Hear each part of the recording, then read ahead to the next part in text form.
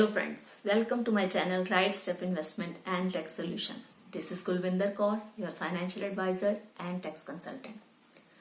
आज हम इस वीडियो में डिस्कस करेंगे section 234 D of income tax act, जो बेस्ड है interest on excess income tax refund. तो चलिए वीडियो स्टार्ट करते हैं। कई बार असेसी जब अपनी इनकम टैक्स रिटर्न फाइल करता है तो उसको रिफंड मिल जाता है, तो उस केस में वो रिफंड क्लेम करता है और इनकम टैक्स डिपार्टमेंट जो भी एक्सेस अमाउंट है वो उसके अकाउंट में ट्रांसफर कर देता है।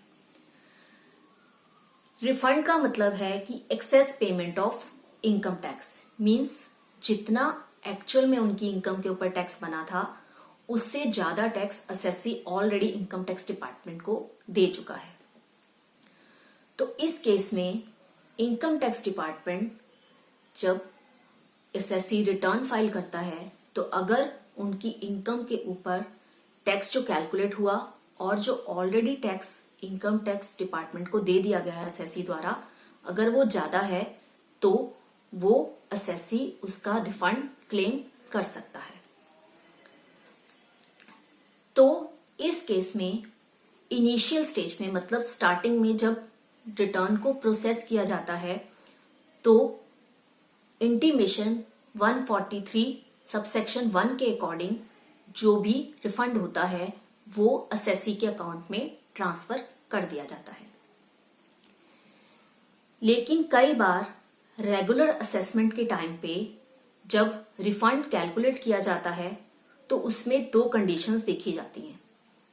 एक तो है कि उसका कोई भी रिफंड ना बन रहा हो और दूसरी कंडीशन कि जो रिफंड बन रहा है वो एक्चुअल में असेसी को ज्यादा चला गया है और जब असेसमेंट करवाई जाती है तो उस टाइम पे उनका रिफंड वो कम होता है।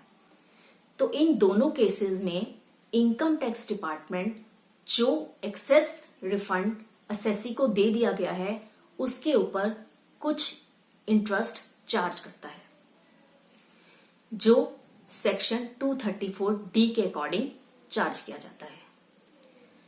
तो इस केस में जो ध्यान रखने वाली बातें हैं वो है, पहली कि जो भी एक्सेस रिफंड असेसी के अकाउंट में ट्रांसफर हो गया है उसको income tax department regular assessment के टाइम पे उसको असेसी से वापस लेगा और उसके ऊपर कुछ परसेंटेज ऑफ इंटरेस्ट भी चार्ज करेगा। वो परसेंटेज ऑफ इंटरेस्ट कितनी होगी? वो होगी 0.5% मीन्स .5% पर मंथ। मीन्स जितना भी उनका एक्सेस रिफंड उनको दे दिया गया है उसके ऊपर उनको 0.5% इंटरेस्ट असेसी को पे इनकम टैक्स डिपार्टमेंट को देना पड़ेगा। दूसरा इसमें जो ध्यान रखने वाली बात यह है कि इसमें हम कंप्लीट मंथ को काउंट करेंगे।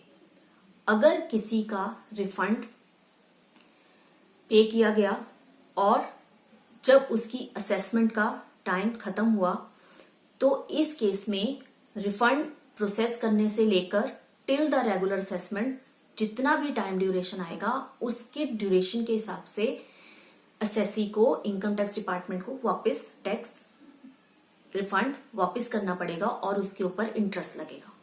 अगर मान लीजिए कि ये पीरियड 4 महीने 10 दिन है या 4 महीने 15 दिन है, 4 महीने 20 दिन हो सकते हैं, कुछ भी आप एक टाइम पीरियड ले सकते हैं। तो इस केस में हम 4 महीने प्लस जो ऊपर डेज हैं 10 दिन 12 दिन 15 दिन जो भी है तो आप उसको पूरा मंथ मानेंगे। मींस 5 महीनों के हिसाब से 0.5% इंटरेस्ट लग जाएगा। और इसके अलावा जो तीसरी महत्वपूर्ण बात ध्यान रखने वाली बात यह है कि इसमें जो भी अमाउंट रिफंड का है वो उसको आपको 100 के मल्टीपल के हिसाब से राउंड ऑफ करना है। मींस अगर किसी का इंटरेस्ट सेक्शन 119A के अकॉर्डिंग मान लीजिए 8,490 रुपए बना, तो आप उसमें से 90 रुपए को हटा देंगे और आप टोटल राउंड ऑफ करके 8400 के ऊपर आप इंटरेस्ट कैलकुलेट करेंगे और इनकम टैक्स डिपार्टमेंट को जमा करवाएंगे। तो इस केस में हमने देखा कि सेक्शन 234D जो है वो अगर असेसी को excess refund income tax department द्वारा दे दिया गया है तो उस रिफंड के ऊपर इंटरेस्ट कैलकुलेशन के ऊपर बेस यह सेक्शन है। अगर आपकी इससे रिलेटेड कोई क्वेरी है तो आप मुझे कमेंट बॉक्स में डालकर पूछ सकते हैं।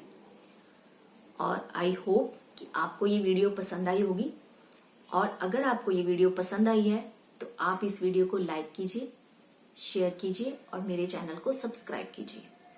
और इसके साथ साथ मैं आपको जो इससे रिलेटेड ब्लॉग है वो मैं आपको डिस्क्रिप्शन में प्रोवाइड करा दूंगी। आप उस लिंक के थ्रू आप इसको रीड कर सकते हैं और विद एग्जाम्पल आप वहां पे ब्लॉग पढ़ सकते हैं।